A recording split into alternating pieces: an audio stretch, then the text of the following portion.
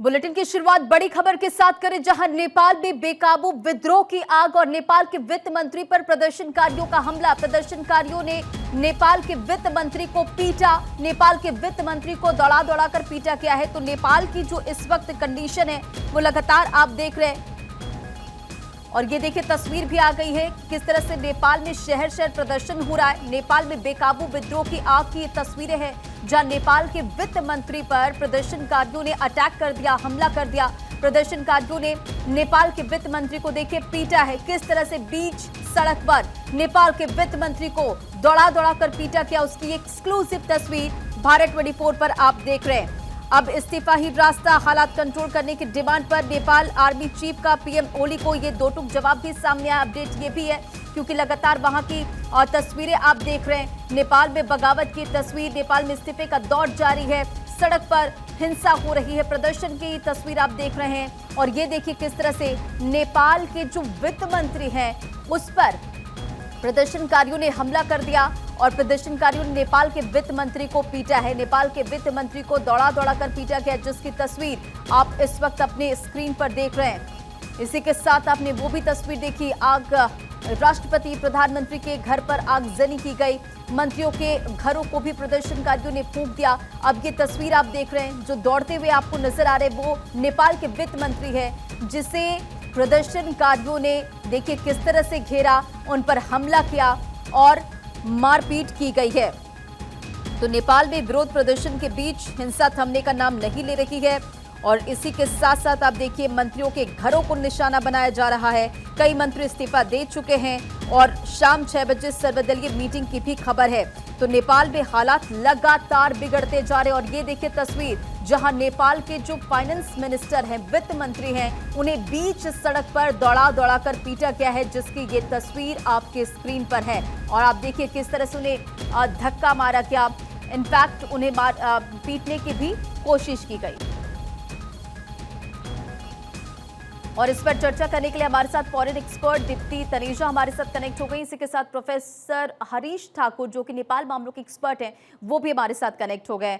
Professor Harish, आपके पास आते हुए, नेपाल की जो कंडीशन है आप इसे किस तरह देख रहे हैं? ये इशारा किस ओर है, और ये जो तस्वीर है वो कितनी बातें कहती है कि वहां के जो वित्त मंत्री है बीच सड़क पर, उन्हें देखिए किस तरह से मारा पीटा जा रहा है।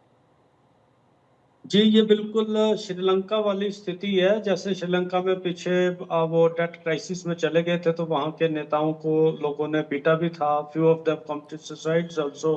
तो ये कोई देखने के लिए अच्छा तो नहीं है। एक पड़ोसी मुल्क के नाते नेपाल जो है वो हमारा एक ओल्ड अच्छा नेबर भी रहा है, तो वो इससे कोई अच्छा वो साइन तो नहीं है नेपाल में डेमोक्रेसी के लिए। और भारत और डेमोक्रेसी के समर्थन में, लोकतंत्र के समर्थन में हमेशा बात करता आया है।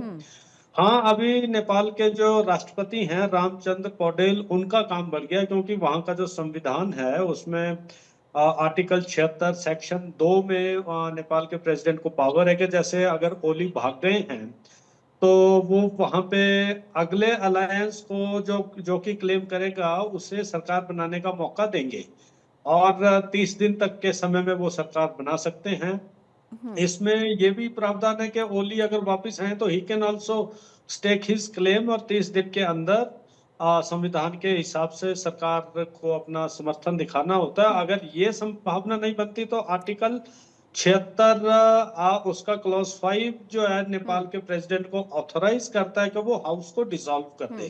तो हाउस को डिसॉल्व करने के बाद ऑब्वियसली 6 मंथ्स के अंदर जो है नेपाल में इलेक्शन करवाना है। ये अब उनके लीडर्स पे और प्रेसिडेंट को देखना है कि अभी 2.5 साल ही हुआ था इस सरकार को, तो can Nepal afford frequent elections. और ऑलरेडी नेपाल जो है नेपाल में राजशाही की मांग लंबे समय से उठती नजर आई है। अब तो जानकारी ये भी सामने आ रही कि जो नेपाल के आर्मी चीफ है, उन्होंने भी पीएम से इस्तीफे की मांग कर दी है। ये तो बिल्कुल बांग्लादेश वाली स्थिति नजर आ रही है, अगर ऐसा है तो।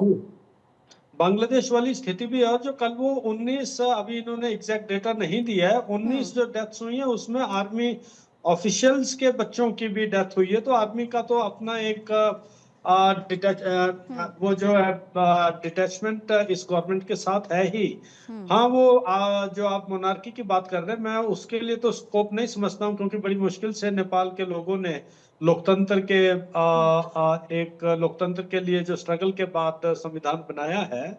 लेकिन हाँ, ये है कि भाई ये जो पिछली अनस्टेबल गवर्नमेंट्स रही हैं, रेजिम्स रही हैं, इससे लोगों में फ्रस्ट्रेशन है, और लोग शायद ये भी सोच रहे हैं कि इससे अच्छा तो राजतंत्र ही था, कम से कम उनको ये तो नहीं देखना पड़ा। लेकिन चलो, वो सब नया मुल्क है लोकतंत्र के लिहाज से, और यहाँ पे लोकतंत्र को मेच्योर होने में, स्थापित होने में समय लगेगा। एंड आई बिलीव कि जैसे नेपाल का यूथ है, जो एक जिसके पीछे एक बहुत बड़ा जन सहमति भी है, और नेपाल का एक बहुत स्ट्रॉन्ग डायस्पोरा, 21-22-23 लाख का डायस्पोरा बाहर है, वो काफी एजुकेटेड भी है, तो वो नेपाल में रेट्रोग्रेसिव डेवलपमेंट्स तो नहीं होने देंगे।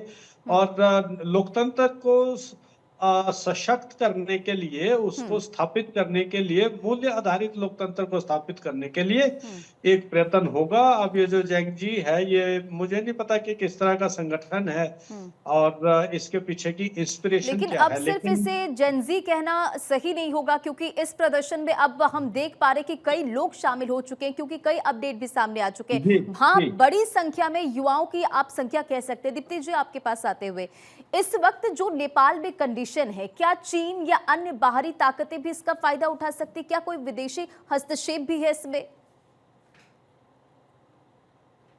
देखिए, इसमें विदेशी हस्तक्षेप होने के बहुत हस्तक्षेप एज सच डायरेक्ट हस्तक्षेप मैं नहीं बोलूंगी, लेकिन अगर हम जो देखें पिछले कुछ सालों में जो चल रहा है, जो साउथ का जियोपॉलिटिकल सिनेरियो चेंज हो रहा है, बांग्ला ये कोई वन ऑफ खबर तो है नहीं। पहले श्रीलंका, देन ठीक है सर, बांग्लादेश। आपके पास आऊंगी।